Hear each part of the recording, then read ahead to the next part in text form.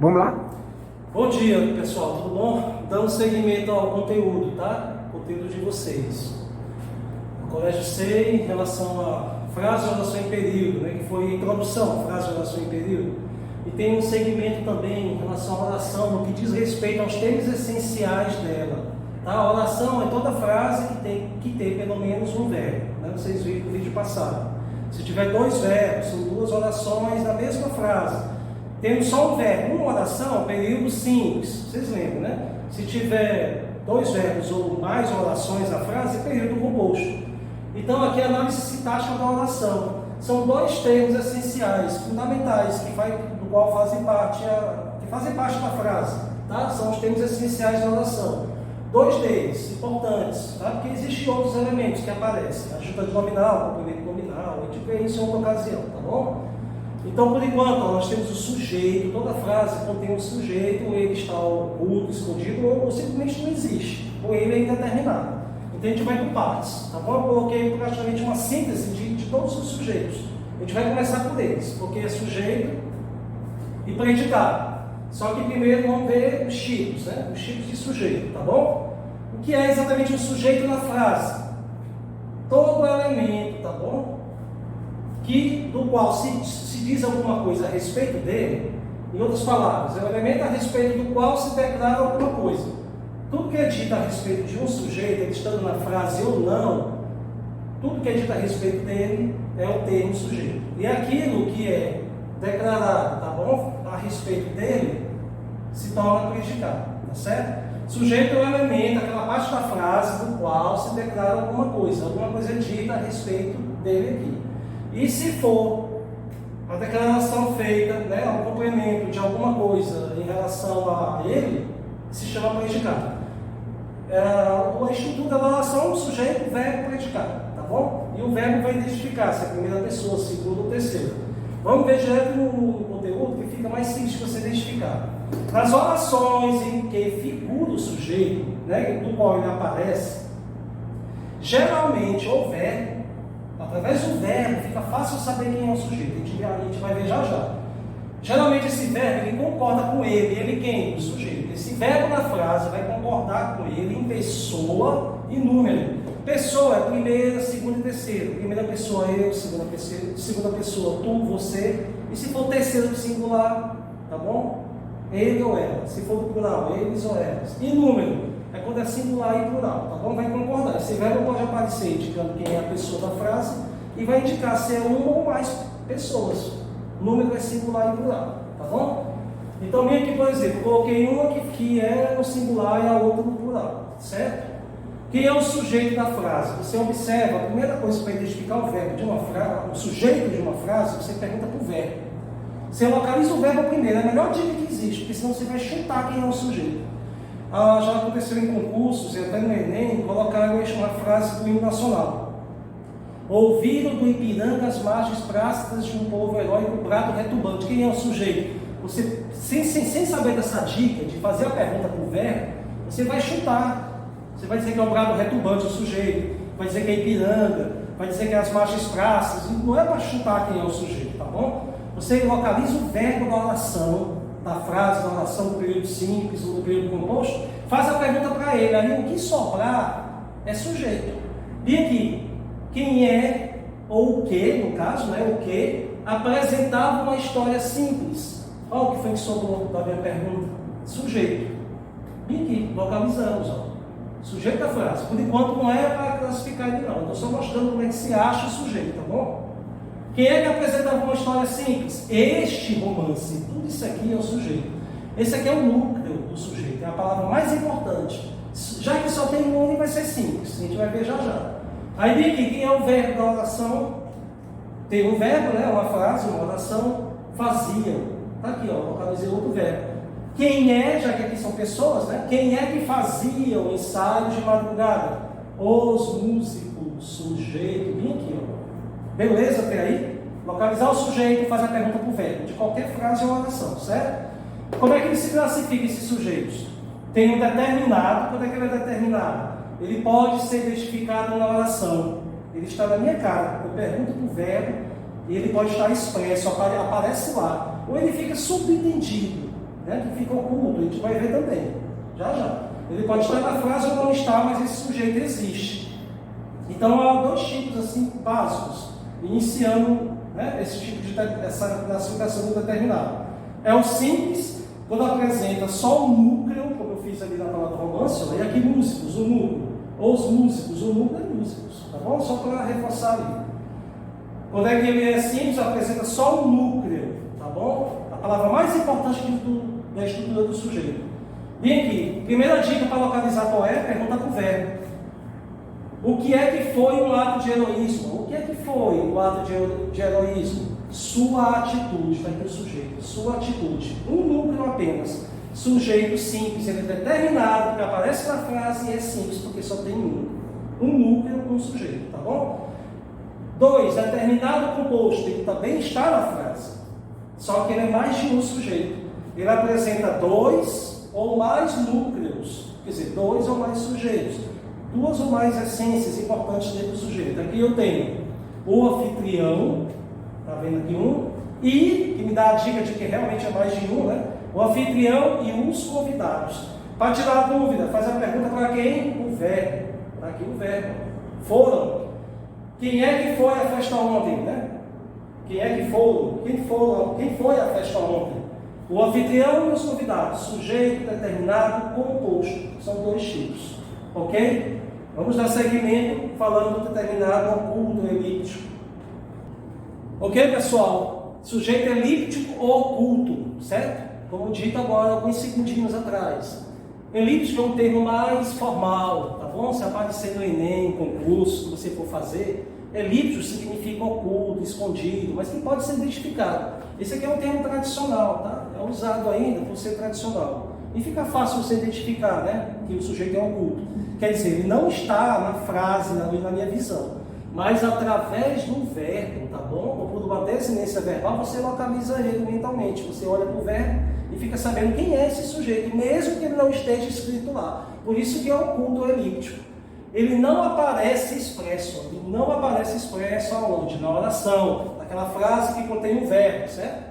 Mas ele pode ser identificado pela desinência verbal, pelo verbo. A desinência verbal vai indicar se é primeira, segunda ou terceira pessoa. Se sou eu, ele, ela, nós, vós ou eles. Mesmo que não apareça. Ou se é o nome de alguém que foi colocado um pouco antes no texto. Tá? E daquela frase lá na frente não aparece. É tipo assim, Maria foi ao supermercado. Sujeito determinado simples, Maria. E depois pagou a conta. Quem foi que pagou a conta? Maria. Sujeito oculto, Maria, na segunda oração. Não é obrigado a repetir Maria o tempo todo nas frases. Tudo bem? A desinência verbal me identifica quem é o verbo. Ou o contexto, como eu fiz nesse caso, né, da Maria. Ok? Exemplos. Chegamos tarde ao encontro. Tudo isso aqui é predicado, pessoal. Tá bom? Predicado. Ó. Chegamos tarde ao encontro. Predicado. Ele envolve o verbo. Tá? Mas aí quem é o sujeito da frase? Não apareceu aqui escrito. Mas pela desinência verbal, que é essa finalizaçãozinha que geralmente os verbos contêm, me diz que quem é que chegou tarde ao encontro. Faz a pergunta para o verbo, né? Quem é que chegou tarde ao encontro? Aqui tem chegamos, só pode ser um sujeito, nós. Ó, ele está oculto, elíptico.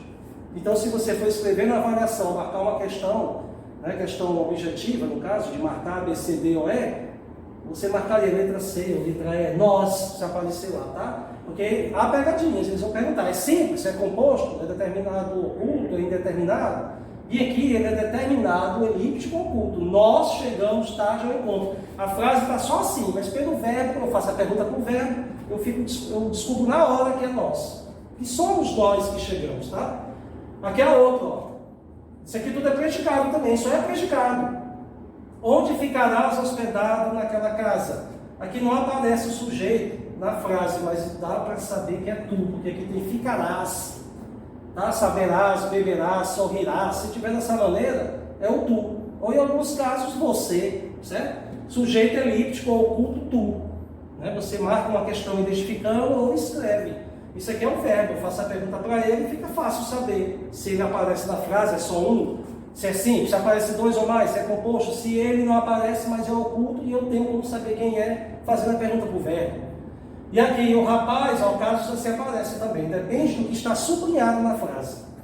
Se tiver sublinhado lá, identifique o sujeito dessa frase. Está sublinhado um rapaz. Aqui seria determinado simples. É apenas um núcleo, um sujeito e aparece na frase. Mas aí se tiver sublinhado bem aqui, quem é o sujeito da oração? Vai estar sublinhado o verbo estava. Quem é que estava apaixonado? Lá atrás a frase já me diz que é o rapaz. Então bem aqui, nesse caso seria sujeito oculto ou elíptico, o rapaz. Se estiver pedindo por esse verbo, mas se pedir por esse, quem foi que declarou que estava apaixonado? O rapaz. Sujeito simples. Quem é que estava apaixonado? Não aparece o rapaz de novo aqui, porque não é necessário repetir esse termo, né? Fazendo a pergunta para o verbo, eu sei que é o rapaz, mas nesse caso é sujeito oculto, se for esse verbo sublinhado fazendo a pergunta, né? De quem é o sujeito. Entenderam? E há casos que ele é indeterminado. Até então, ele é determinado simples, determinado composto, determinado oculto, mas bem aqui, ele é indeterminado, dependendo das frases. Eu coloquei os exemplos para vocês verem já já. Sujeito que não pode ser identificado na oração, por duas maneiras. Ou porque não se deseja que ele seja conhecido, né? Eu posso fazer uma frase sem identificar quem é o sujeito, ou pela impossibilidade de identificar ele, por alguma circunstância, tá? Pela impossibilidade de você identificar o sujeito. Então, nesse caso, é só o predicado. Ele vai ser determinado quando? Estando o verbo na terceira pessoa, que vai se repetir muito esse termo, na terceira pessoa, ele ou ela, tá bom? Sendo do plural, então no caso, eles ou elas, sem referência a nenhum termo expresso no contexto, não tem nenhuma referência, não está apontando exatamente quem é esse sujeito. Exemplos desse tipo que a gente até usa falando no dia a dia, né? Quando você vai fofocar ou fuxicar para alguém, né? Dizer um boato. Falaram mal de você ontem. Aí você geralmente pergunta, quem falou? E se falaram, pode ser uma pessoa, pode ser duas, pode ser um grupo de pessoas, tá bom? Pode ser uma equipe toda. Então falaram, nesse caso aqui eu pergunto, quem foi que falou mal de você? Não tem como saber, né, pessoal? Por essa frase, não se deseja que seja conhecida, a não ser que eu diga. Então, sujeito indeterminado, basta marcar isso.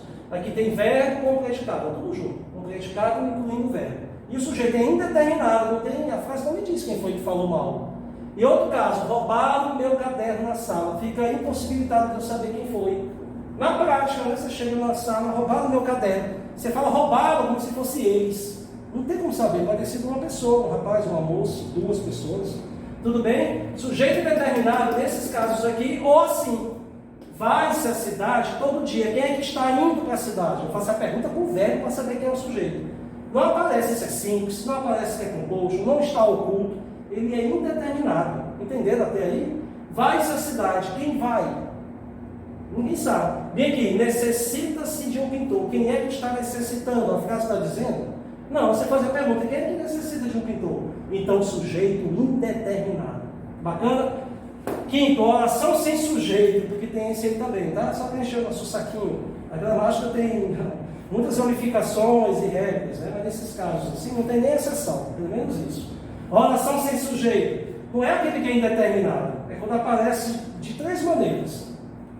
E é aquela oração, primeiro tópico, aquela oração em que há predicado que não fazem, tá bom? Que não faz referência, certo? A concordância eu errei aqui. Em que há predicado que não faz, tá bom? Referência a nenhum tipo de sujeito. Não faz referência a nenhum, nem quem é indeterminado, nem os outros. Por exemplo, a gente tem que memorizar essas três regrinhas. Quando há verbos, tudo tem a ver com verbo, a questão de achar sujeito, tá bom? Verbos que exprimem, que revelam, que me mostram fenômenos da natureza. Se a frase tiver fenômeno da natureza, trovejar, chover, ventar, tá? Relâmpago, tá? Esse tipo de coisa. Se tiver oração sem sujeito, ainda chove nesta época do ano, tá aqui, fenômeno da natureza. Então isso aqui, ó, não é determinado a chuva, tudo bem?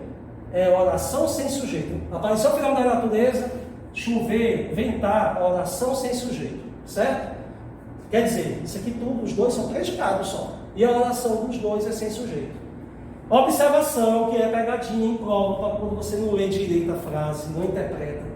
No sentido figurado, o sujeito existe, porque às vezes eu posso, na poesia, usar chover, entendeu? Trovejar, trovejou muito amor. Se você tiver esse tipo de figuração, no sentido conotativo, o sujeito existe. Choveram pétalas. Se perguntar quem é o sujeito, aí você olha só para o chuveiro aqui.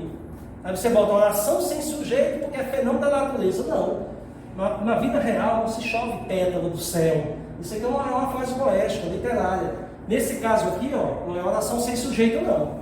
Sujeito simples, ó, ele é determinado. É um sujeito determinado simples. Tá bom? Pétalas choveram sobre ela. É só fazer a pergunta para o vento. O que foi que choveu? Foi água mesmo? Não. Pétalas choveram sobre ela. Então, o sujeito simples aparece aqui na frase.